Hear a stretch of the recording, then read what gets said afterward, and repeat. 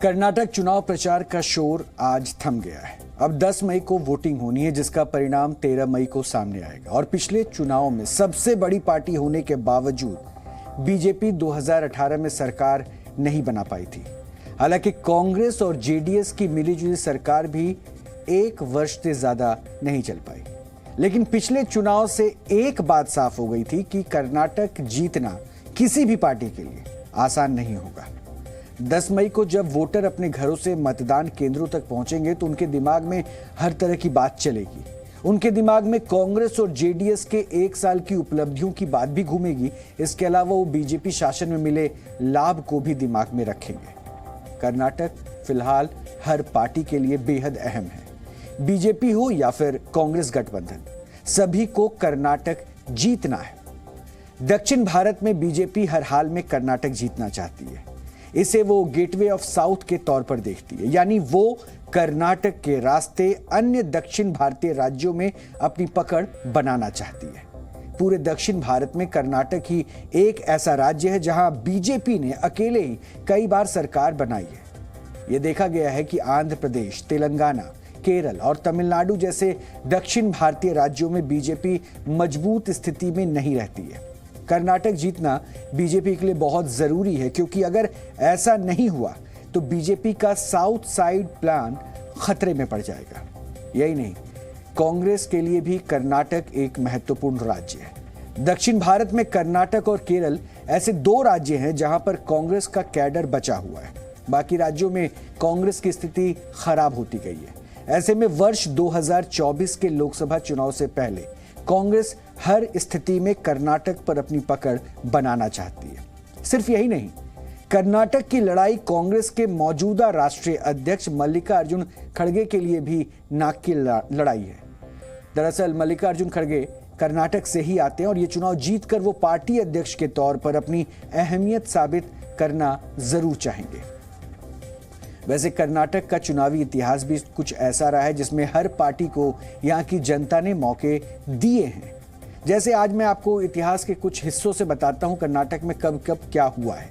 जैसे वर्ष 2008 से 2013 तक कर्नाटक में बीजेपी की सरकार थी और इस सरकार में पहले येदियुरप्पा, फिर सदानंद गौड़ा और इसके बाद जगदीश शेट्टार मुख्यमंत्री रहे। वर्ष 2013 में जब चुनाव हुए तो इसमें कांग्रेस ने बड़ी जीत हासिल की। इस सरकार में सिद्धारमैया मुख्यमंत्री रहे। वर्ष 2018 के चुनावों के नतीजों से ऐसा लगा कि कर्नाटक की जनता के विचार 2 हिस्सों में बंट गए, जिसमें पहला और बड़ा तबका बीजेपी की सरकार चाहता था। वर्ष 2018 के चुनाव में 104 सीटों के साथ बीजेपी सबसे बड़ी पार्टी बनकर उभरी थी, लेकिन उसके पास बहुमत के लिए जरूर 113 सीटें नहीं थी। इस मौके का फायदा कांग्रेस और जनता दल सेक्युलर ने उठाया। इसने गठबंधन के तौर पर सरकार बना ली। जनता का फुल सपोर्ट ना मिलने के बावजूद कांग्रेस जेडीएस की यह सरकार करीब 1 वर्ष तक ही टिक सकी। वर्ष 2019 में बीजेपी ने फिर से सरकार बना ली और इस सरकार में जुलाई 2021 तक बीएस येदियुरप्पा मुख्यमंत्री रहे और इसके बाद से बसवराज बोम्मई कर्नाटक के मुख्यमंत्री बने रहे। कर्नाटक का जो राजनीतिक इतिहास रहा है उसको देखने के बाद ऐसा नहीं लगता है कि किसी एक पार्टी को यहां की जनता ने हमेशा सपोर्ट दिया हो। लेकिन इस बार प्रधानमंत्री नरेंद्र मोदी की रैलियों में उमड़ी भीड़ देखकर बीजेपी गदगद है और बीजेपी इन रैलियों में दिख रही भीड़ को जनता का प्रधानमंत्री नरेंद्र मोदी के प्रति लगाव भी मान रही है। ये भीड़ की कुछ तस्वीरें हैं जो जिसको दिखाकर बीजेपी बार बार ऐसा दावा कर रही है कि कर्नाटक में इस बार फिर से उनकी सरकार होगी, क्योंकि प्रधानमंत्री को लोग देखने के लिए आ रहे हैं। इस बार बीजेपी का मानना है कि प्रधानमंत्री नरेंद्र मोदी का रैपिड चुनाव प्रचार कर्नाटक के लोगों की सोच बदल रहा है।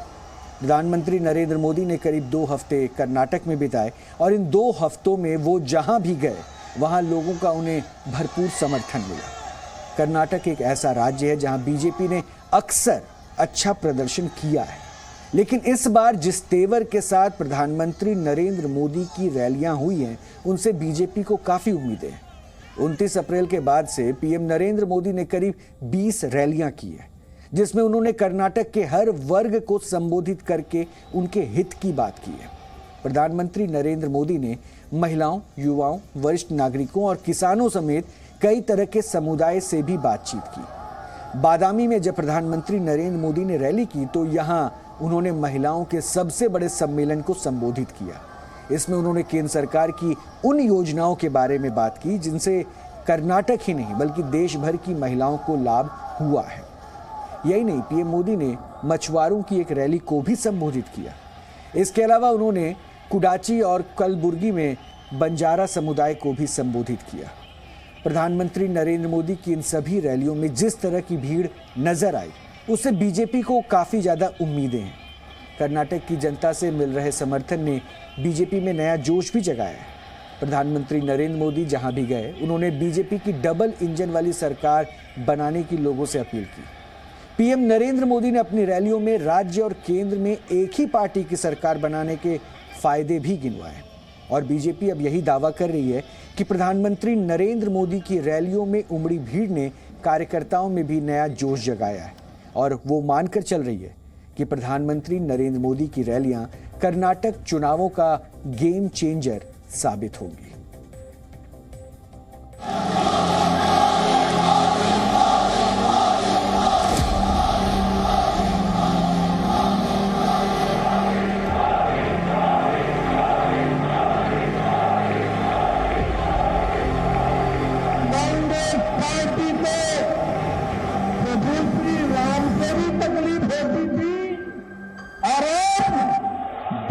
बजरंग बली बोलने वालों से भी तकलीफ हो रही है।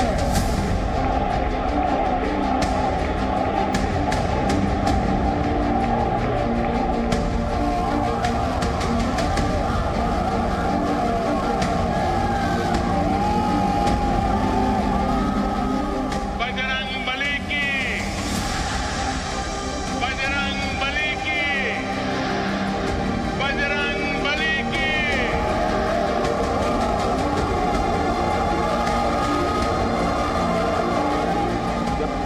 में बटन दबाओ ना, तब जय बजरंग बली बोल करके सजा दे देना।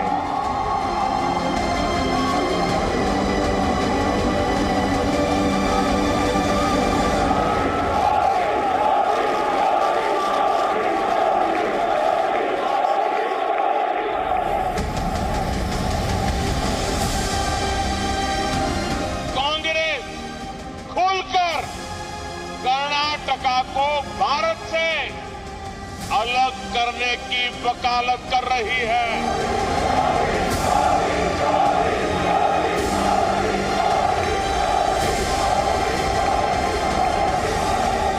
टुकड़े टुकड़े गैंग की बीमारी कांग्रेस में इतनी ऊपर तक पहुंच जाएगी, मैंने कभी सोचा तक नहीं था।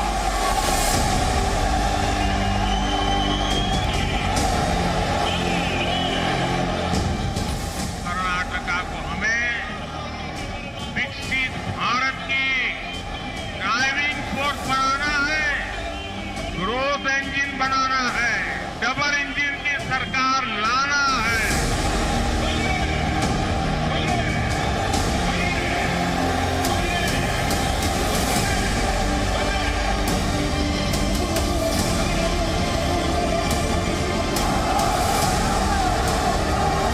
अकेले चित्रदुर्ग जिले में ही 3,500 करोड़ रुपए के नेशनल हाईवे प्रोजेक्ट पर काम चल रहा है।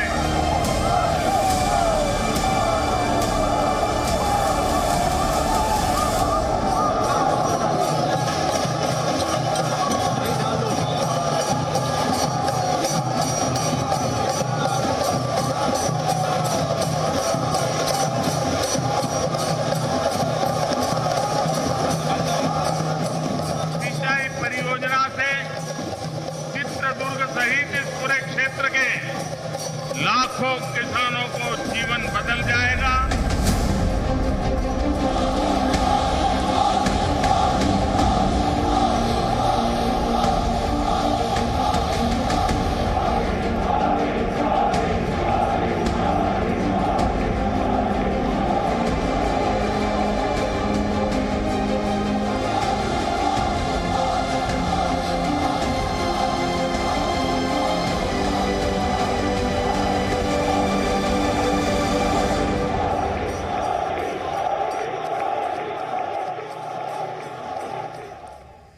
10 मई को कर्नाटक के 5 करोड़ 21 लाख मतदाता अपनी पसंद के उम्मीदवार को चुनने से ज्यादा इस बात पर भी फोकस कर सकते हैं कि उनका चेहरा कौन है।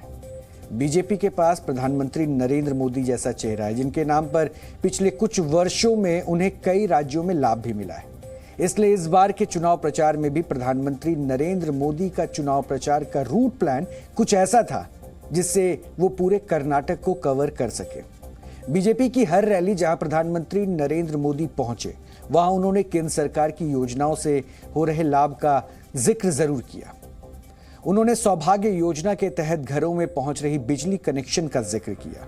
कर्नाटक में करीब 3,56,000 घरों में बिजली कनेक्शन दिए गए हैं इस योजना के तहत। इसी तरह से उन्होंने हर घर नल वाले वायदे के तहत जल जीवन मिशन का भी जिक्र किया। कर्नाटक में ही करीब 39 लाख नए नल कनेक्शन दिए गए हैं, जिनकी मदद से लोगों को नल से जल मिल रहा है।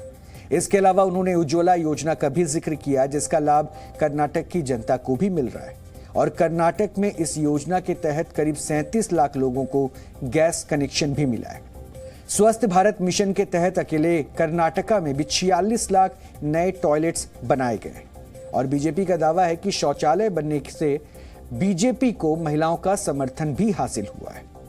रैलियों में किसानों को मिलने वाली सम्मान निधि का भी जिक्र किया गया, जिसके तहत 54 लाख किसानों को हर वर्ष 10,000 रुपए मिले।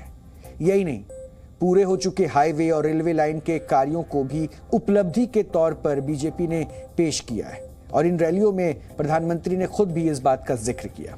बीजेपी ने अपनी रैलियों में अपनी इन्हीं उपलब्धियों का जिक्र करके जनता को अपने पक्ष में करने की कोशिश की है। और यही वजह है कि प्रधानमंत्री नरेंद्र मोदी अपनी रैलियों में डबल इंजन वाली सरकार बनाने की अपील भी करते दिखे। इस तरह से उन्होंने केंद्र और राज्य में बीजेपी सरकार के फायदे बताने की लगभग पूरी कोशिश की और ये इशारों में बता दिया कि अगर डबल इंजन की सरकार होती है तो राज्य के लोगों को इस तरह से फायदा मिल सकता है। लेकिन इन योजनाओं का लाभ कर्नाटक के लोगों को मिला है या नहीं मिला है, ये सबसे बड़ा सवाल है। और इसी को जानने के लिए आज हमने एक रिपोर्ट भी तैयार की है। हम ये जानना चाहते थे कि क्या सच में कर्नाटक की जनता को अलग अलग योजनाओं का लाभ मिला है। तो देखिए इसे।